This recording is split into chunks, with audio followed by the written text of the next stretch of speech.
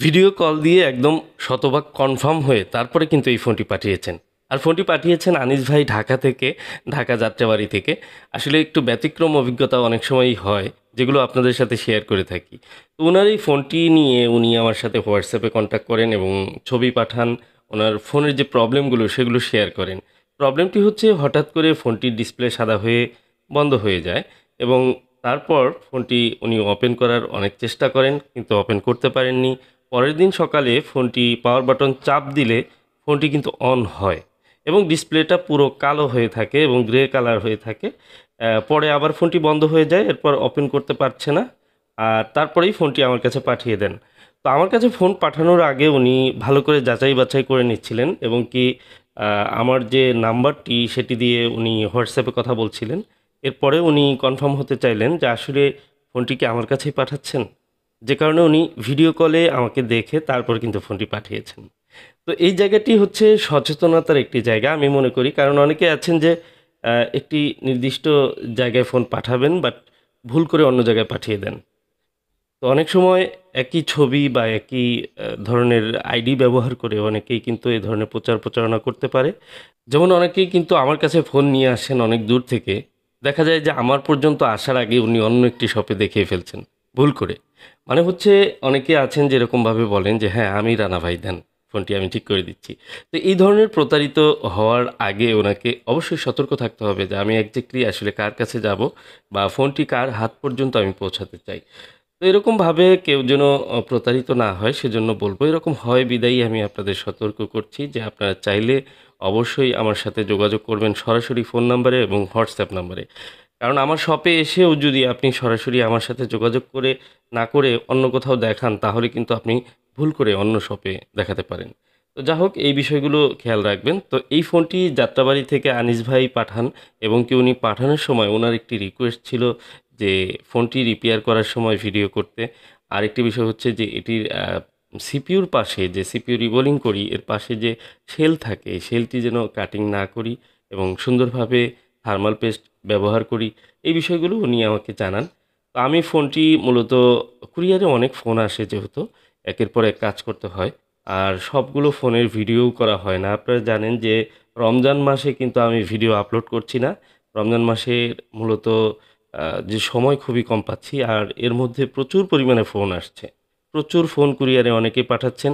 একেক দিনে ১০ থেকে ১২টি ফোন অনেক সময় কাজ করতে হয়, যেটি একেবারে দুঃসাধ্য হয়ে যাচ্ছে। তো এই ফোনটির রিডিং রয়েছে একেবারেই নরমাল রিডিং আর ১৬ রিডিং। এটি আমি আশা করি যে সিপিইউ রিভোল করলেই হয়ে যাবে। তো এই ধরনের সমস্যা সাধারণত আমরা এভেলেবল কাজ করে থাকি। প্রসেসর ইস্যু নিয়ে যদি Poco X3 Pro থাকে তাহলে আমি বলি যে 100% এগুলো হবে। টেনশনের কিছু নেই। আপনি সরাসরি আসতে পারেন অথবা কুরিয়ারে পাঠাতে পারেন। কুরিয়ারে পাঠানোর জন্য আমাদের যে ঠিকানাটি রয়েছে টাঙ্গাইল সদর দিয়ে আপনি সুন্দরবন কুরিয়ারে বুকিং করতে পারেন। আমার এই ফোন নাম্বার দিয়ে আমার ফোন নাম্বারটি ডেসক্রিপশন চেক করলে পেয়ে যাবেন। আর বিশেষ করে আমার নাম্বারে অথবা রানা টেলিকম টাঙ্গাইল লিখে গুগলে সার্চ করলেও কিন্তু আপনি আমার শপের লোকেশন পেয়ে যাবেন, গুগলে দেওয়া আছে। আর দ্বিতীয় হচ্ছে যে আমার নাম্বারটি সরাসরি আপনি কল করতে পারেন। অন্যথায় আমার নাম্বারে হোয়াটসঅ্যাপ করা আছে এবং হোয়াটসঅ্যাপে যোগাযোগ করবেন। হোয়াটসঅ্যাপটি কিন্তু অন্য কেউ ব্যবহার করতে পারবে না। একমাত্র আমিই ব্যবহার করি। আর এটি অনেক গুরুত্ব দিয়ে ব্যবহার করি। কারণ হচ্ছে অনেকেই মেসেজ করেন। বিশেষ করে আমি ইমো বা মেসেঞ্জার এগুলো ব্যবহার করি না। খুব কমই ব্যবহার করি। তো এই ফোনগুলোর ক্ষেত্রে আপনারা যদি যোগাযোগ করতে চান অবশ্যই আপনি হোয়াটসঅ্যাপে যোগাযোগ করতে পারেন। তো আজকের যে ফোনটি এটি আমি খুব সুন্দরভাবে রিবোলিং করব। রিবোলিং করে সেটি আবার ইনস্টল করে দেব। আশা করি ফোনটি রান হয়ে যাবে। আর Poco X3 Pro এত বেশি কাজ করেছি এটা বলার কিছু নেই। অনেকেই এখন জানেন। দেখুন এই র‍্যামটির মধ্যে কিন্তু গ্লু নেই। মানে এটি হচ্ছে ইন্টারন্যাশনাল কিছু ভেরিয়েন্টের কিছু ফোন পেয়েছি ইতিমধ্যে অনেকগুলোই পেয়েছি যেগুলোর র‍্যামের মধ্যে কোনো গ্লু থাকে না। তো ৮-২৫৬ অথবা ৬-১২৮ এও এটি হতে পারে। বাট এই গোল্ডেন কালারের ফোনগুলোতে এ ধরনের কিছু ফোনে আমি পেয়েছি। তো এতে করে আমার মনে হয়েছে যে এই ফোনগুলো একটু বেশি লং লাস্টিং করে। বাট এই ফোনটিও ডেড হয়েছে, আসলে কিছু করার নেই। যেকোনো সময়ই কিন্তু Poco X3 Pro ডেড হতে পারে। আর এই ফোনগুলো গেমিংয়ের জন্য যেহেতু অনেক ভালো, প্রচুর পরিমাণে এই ফোনগুলো সেল হয়েছে বাজারে। আর আমি নিজেই অনেক ফোন আমি রিপেয়ার করেছি পোকো X3 Pro। যদিও এখন অনেক জায়গাতেই আপনারা এই সার্ভিসগুলো পাবেন। তবে পোকো X3 Proর ক্ষেত্রে বাংলাদেশে এত পরিমাণে ফোন আমি যতটা রিপেয়ার করেছি আপনারা হয়তো এতটা রিপেয়ারের অভিজ্ঞতা কারো পাবেন কিনা সন্দেহ আছে।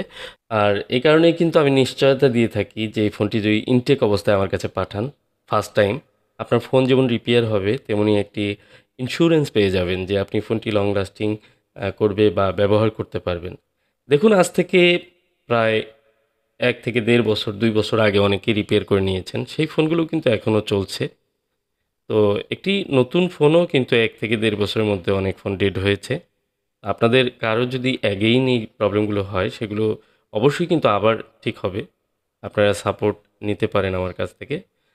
তো আমি সবসময় বলে থাকি যে ফোনগুলো আমি একবার রিপেয়ার করেছি সেই ফোনগুলো যদি কোনো সমস্যা হয় সেগুলো অগ্রাধিকার দিয়ে আমি সেই ফোনগুলোর সার্ভিস করে থাকি। আমাকে অনেকেই মেসেজ করেন বা আমাকে ইতিমধ্যে এরকম অনেকে জানিয়েছেন যে আমার সার্ভিসে ওনারা স্যাটিসফাই। কারণ অনেক দিন উনি ইউজ করতে পেরেছেন, এটি হচ্ছে বড় কথা। দেখুন, একটি ফোন ডেড হতেই পারে ১ থেকে ১.৫ বছর ২ বছর পর আবার ডেড হতেই পারে। বাট ফোনটি যে এতদিন ইউজ করেছেন এবং কি কোনো ধরনের মানে ভয়ভীতি না পেয়ে ইউজ করেছেন। আমি সবসময় বলে থাকি যে আমার কাছ থেকে ফোন রিপেয়ার করে আপনি একেবারে ইচ্ছেমতো ইউজ করবেন। যত ধরনের গেমিং আছে আপনি কোনো ভয় রাখবেন না যে ফোনটি রিপেয়ার করা হয়েছে বা ফোনটি আবার ডেড হয়ে যেতে পারে। তো ডেড হওয়ার ভয় নিয়ে ফোন ইউজ করলে আসলে মজা নেই। আপনি সর্বোচ্চ মজা করে ফোনটি ইউজ করবেন। যদি কোনো সময় ডেড হয় তাহলে আমার সাথে যোগাযোগ করবেন। তো এই ধরনের গ্যারান্টি দিয়েই আমি সবসময় কাজ করে থাকি। বিশেষ করে পোকো X3 Pro র উপরে একটি আলাদা ধরনের অভিজ্ঞতা তো অবশ্যই বলতেই পারি। আর এছাড়াও কিন্তু অন্যান্য যে ফোনগুলোর প্রসেসর ইস্যু হয় সেগুলো কিন্তু কাজ করে থাকি। অনেকেই বলেন যে শুধু পোকো X3 Pro রিপেয়ার করেন। তো যা হোক, দেখুন কিছু ভিডিও অংশ অবশ্য কাট হয়ে গিয়েছে। তো আমি অলরেডি ফোনটি ওপেন করে এবং সুন্দরভাবে ফিটিং করে নিয়েছি।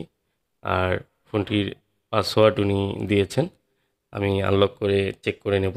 একটি ফোন চেক করার ক্ষেত্রে আমরা কিন্তু অনেক কিছু চেক করি। একদম লিস্ট রয়েছে। সেই লিস্ট দেখে, দেখে সব কিছু চেক করে ক্যামেরা, মাইক্রোফোন, ওয়াইফাই, নেটওয়ার্ক, সিম, সাউন্ড এরকম অনেকগুলো জিনিস আমরা চেক করি। চেক করে তারপরে কিন্তু হ্যান্ডওভার করি। তো আজকের মতো এ পর্যন্তই। সকলে ভালো থাকুন, সুস্থ থাকুন এই শুভকামনায়। আসসালামু আলাইকুম ওয়া রাহমাতুল্লাহ।